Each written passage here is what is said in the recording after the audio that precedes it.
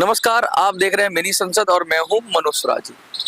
लगातार ईपीएस 95 पर हम लोग बात कर रहे थे, लेकिन इसी बीच में बहुत सारी बातें हुई। 21 तारीख की मीटिंग के बारे में बात हुई, ईपीएफओ में प्रस्ताव देने की बात हुई।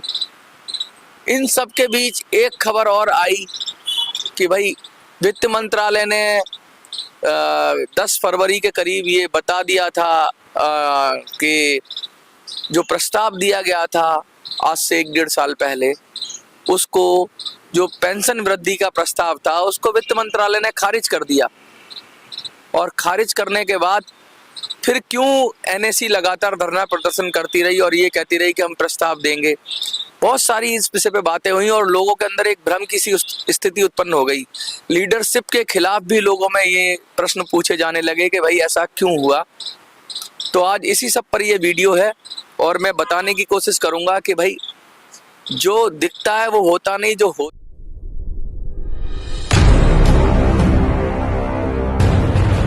होता है वो दिखता नहीं।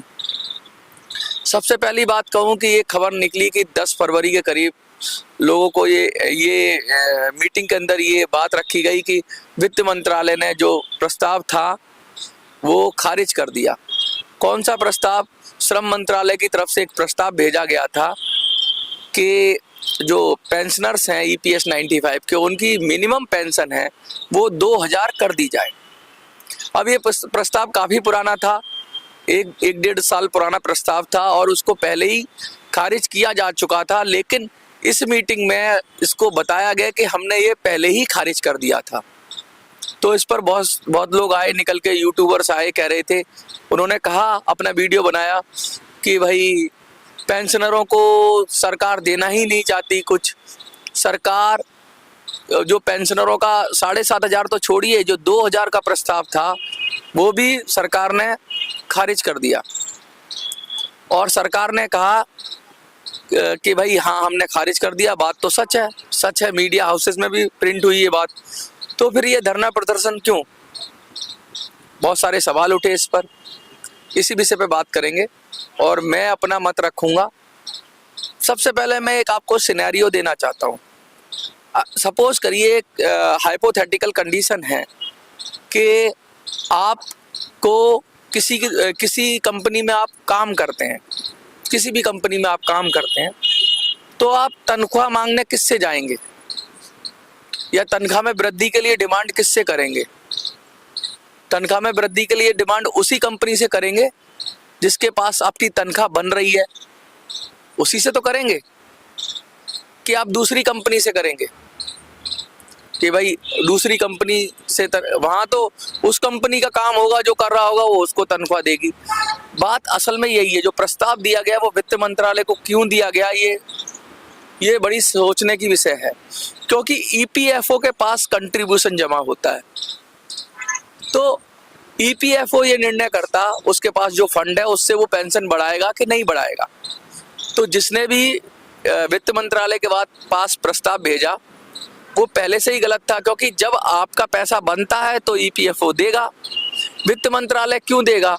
वित्त मंत्रालय पूरे देश को देखता है, उसको लगता है कहीं कंपनसेट किया जाना चाहिए तो करेगा। तो जब मेरा ऑलरेडी पैसा बन रहा हो कहीं से, तो मैं खैरात क्यों लूंगा वित्त मंत्रालय से? उस समय जो श्रम मंत्रालय ने वित्त मंत्रालय से क्यों पेंशनर्स के लिए मिनिमम पेंशन बढ़ाने की बात कही, उनको तो यही कहना चाहिए था कि जो पेंशनर का हक बनता है वो दो। आप हमें 1000-2000 होते कौन हो, जो हमारा पैसा है वो दो। तो ये जितने प्रस्ताव दिए जा रहे हैं, चाहे वो 7,500 वाले हैं, चाहे वो 2000 वाले हैं, चाहे वो 3000 वाले हैं या 5000 वाले, प्रस्ताव ही गलत है। भाई आप सरकार से इंटरिम रिलीफ क्यों मांग रहे हैं? आप सरकार से वो पैसा क्यों मांग रहे हैं जिसमें ऐसा लगे कि आप सरकार आपको पर कुछ एहसान कर रही है? अपना प्रस्ताव को सुधार करिए। आपका प्रस्ताव होना चाहिए कि जो हमारा पैसा बनता है, जितना हमने कंट्रीब्यूशन किया है, जिस पे जो रेट ऑफ इंटरेस्ट बनता है, जो हमारी पेंशनर का वादा किया है, जो बनता है वो दो। और उस वादे में कहीं चीटिंग है तो फॉर्मूला बदल के दो। तब तो बात जमती है। लेकिन जब आप मांगेंगे वित्त मंत्रालय से, प्रधानमंत्री से 1,000, 2,000, 7,000, 7,500, तो इसका मतलब है आप खुद ही गलत ट्रैक पे हैं। बोया पेड़ बबूल का तो आम कहां से होए। जब आप सरकार से अपने हक की बात नहीं करोगे, जब बल्कि आप ये कहोगे कि मिनिमम पेंशन कर दो, 7,500 कर दो, तो सरकार को तो यही लगेगा कि यार ये हमसे कुछ मांग रहे हैं और हम इनको क्यों दें। सरकार आपको पैसा देने से अच्छा है उन लोगों को पैसा देगी जो उनको 500 रुपये, 1,000 रुपये पेंशन देगी या राशन देगी, जिससे सरकार वोट बैंक बने उसका। तो सीधी सीधी बात है कि आपकी जो लीडरशिप है आपको कंफ्यूज कर रही है। लीडरशिप को चाहिए कि लीडरशिप जो उनका हक है उसकी बात करे। जब लीडरशिप ही मांगने लगेगी और आप सब लोग उनके पीछे जाएंगे कि भाई हमें 2,000 की प्रस्ताव ले लो, 3,000 का प्रस्ताव ले लो, 4,000 का प्रस्ताव ले लो, तो इसका मतलब ये है कि आप सरकार से कुछ मांग रहे हैं कि सरकार, जैसे वित्त मंत्रालय उसका एक बजट होता है, उसमें बहुत सारे खर्चे फिक्स होते हैं, बहुत सारे खर्चे कहते हैं कि वो फिक्स नहीं होते हैं, उन सबको मिला के एक बजट बनाते हैं। वो बजट उनका ऑलरेडी फिक्स होता है कि भाई रक्षा के मद में इतना खर्च करेंगे, एजुकेशन के मद में इतना खर्च करेंगे, स्वास्थ्य में इतना खर्च करेंगे, रेलवे में इतना जाएगा, तो सबको उनका फिक्स है, ऑलरेडी उनका एक बजट फिक्स है। तो बजट फिक्स होने के बाद आप एक नया बजट लेके जाओ तो आपके लिए कहां से पैसा निकालेगा वित्त मंत्रालय? आपको तो पैसा ईपीएफओ ही देगा।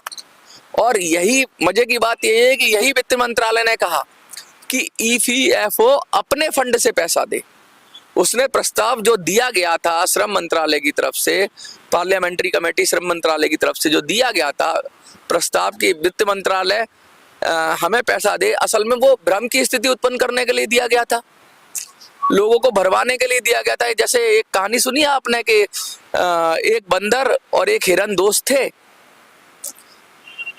शेर आ गया तो बंदर पेड़ पे चढ़ गया और हिरन बेचारा क्या करता, शेर हिरन को मार के खा गया।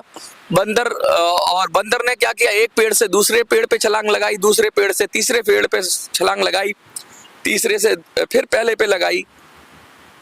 कुछ लोगों ने पूछा भाई तू क्या कर रहा था, तेरा दोस्त को शेर मार के खा गया। कह रहा देखा नहीं मैं कितना काम कर रहा था, इस पेड़ से उस पेड़ पे कूदा, उस पेड़ से इस पेड़ पे कूदा।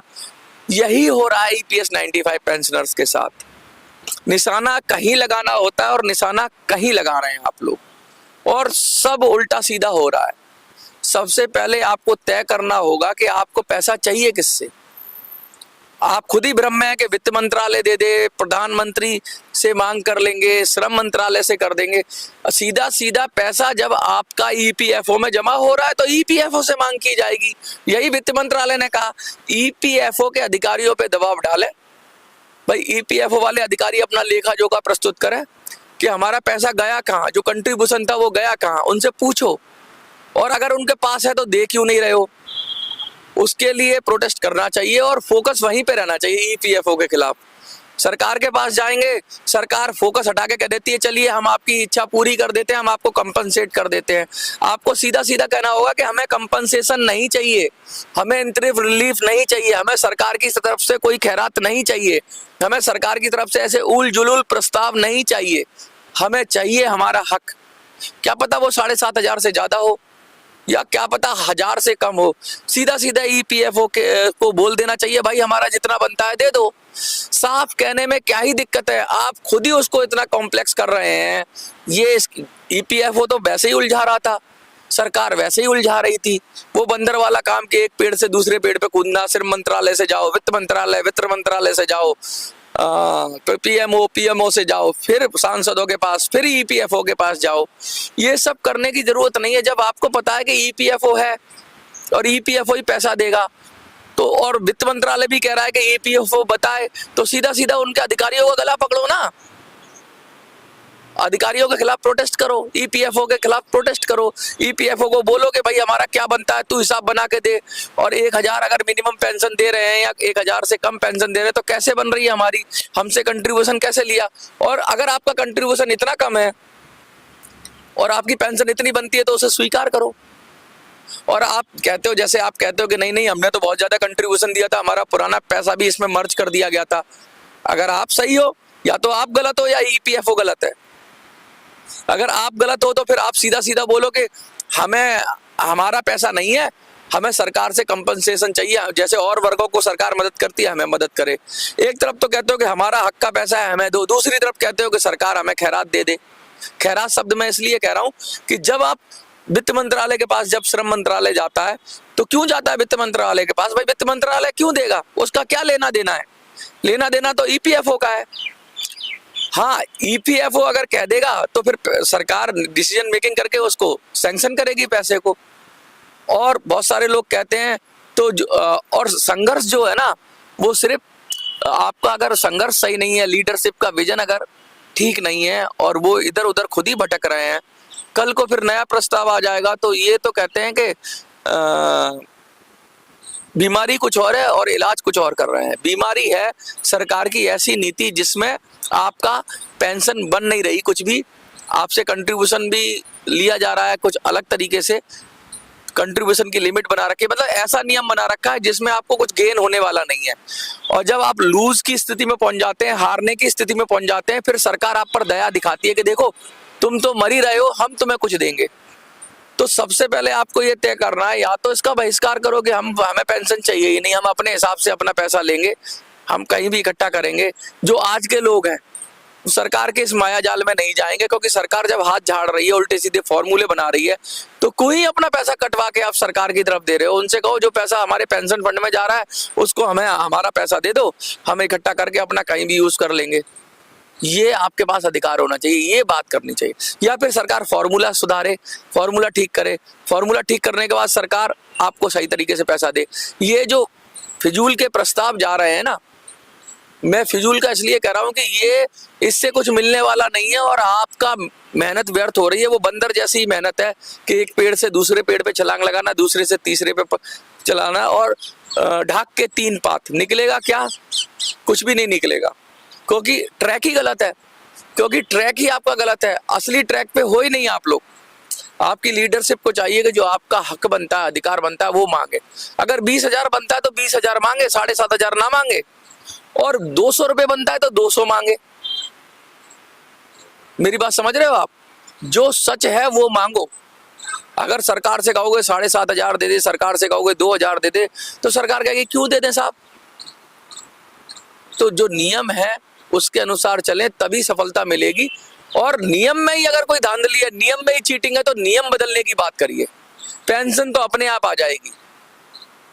नियम बदलने की बात के लिए आंदोलन होना चाहिए, फॉर्मूला बदलने की बात के लिए आंदोलन होना चाहिए, ना कि 2,500, 7,500, 5,000 ये सब मांगने के लिए। फिर ये आपको सरकार भिखारी बना देगी। आप सीधा सीधा कहो भाई ये नियम बनाओ, इस नियम पे हम सहमत नहीं है, और अगर ये नियम लाते हो तो हम इसमें करेंगे असहयोग। गांधी जी ने कहा था असहयोग करो। असहयोग का मतलब हमें तुम्हारी पेंशन से मतलब नहीं, हम अपना पैसा अपने पास इकट्ठा करेंगे, किसी बैंक में डालेंगे, वहां से ब्याज कर लेंगे, ब्याज इकट्ठी हो जाएगी, या हम किसी चीज में इन्वेस्ट कर लेंगे। वो जो पैसा थोड़ा थोड़ा है, पेंशन के जरिए तुम हमें रिटर्न कुछ दोगे नहीं, इससे अच्छा है हम जो कंट्रीब्यूशन हो रहा है वो हमें ही दे दो, हमारा पैसा एट ए टाइम। उस कंट्रीब्यूशन को हम खुद इकट्ठा करेंगे, खुद मैनेज कर लेंगे, और तुमसे बढ़िया पेंशन बुढ़ापे में अपना इंतजाम कर लेंगे। ये समझ होनी चाहिए, ये सोच होनी चाहिए। अगर ये समझ और सोच नहीं है तो खाम खा का रोना है, और इस रोने से कुछ होने वाला नहीं है। ऐसे ही रोते रहिए, अनंत काल तक लड़ते रहिए, सफलता नहीं मिलेगी, क्योंकि रास्ता ही गलत है। तो सफलता कहाँ से मिलेगी? देखते रहिए मिनी संसद।